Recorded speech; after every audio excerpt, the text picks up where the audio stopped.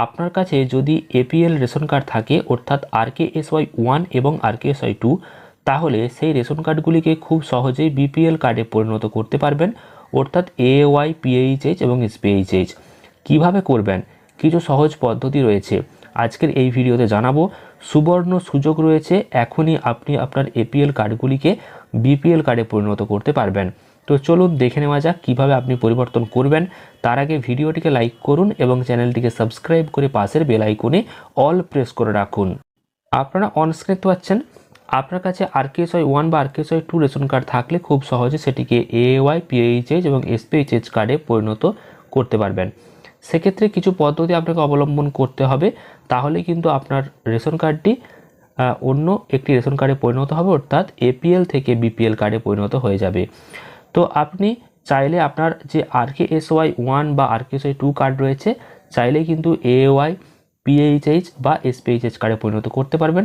বা আপনি যদি চান যে শুধুমাত্র আপনার কাছে RKSY 2 কার্ড রয়েছে, সেইটিকে আপনি RKSY 1 কার্ডে পরিণত করবেন, তাও করতে পারবেন।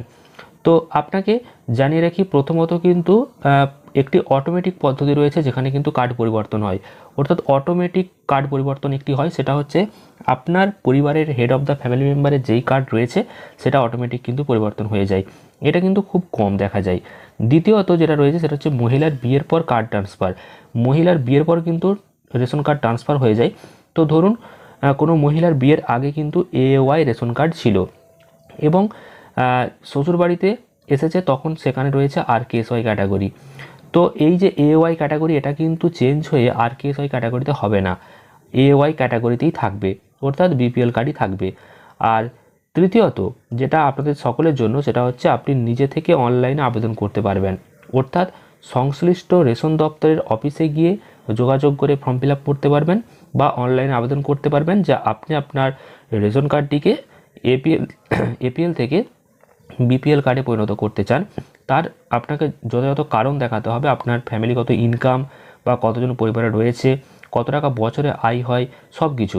তো সেগুলি যাচাই করার পর যদি দেখা যায় যে হ্যাঁ আপনি সত্যি বিপিএল রেশন কার্ড পাওয়ার যোগ্য, তাহলে কিন্তু আপনার রেশন কার্ডটি বিপিএল ক্যাটাগরিতে পরিণত করা হবে, নইলে কিন্তু করা হবে না।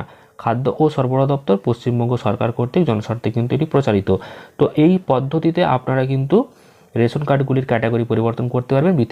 বিশেষত এই 3 নম্বর অপশন, অনলাইনে আবেদন করবেন বা রেশন দপ্তর অফিসে গিয়ে ফর্ম ফিল আপ করবেন।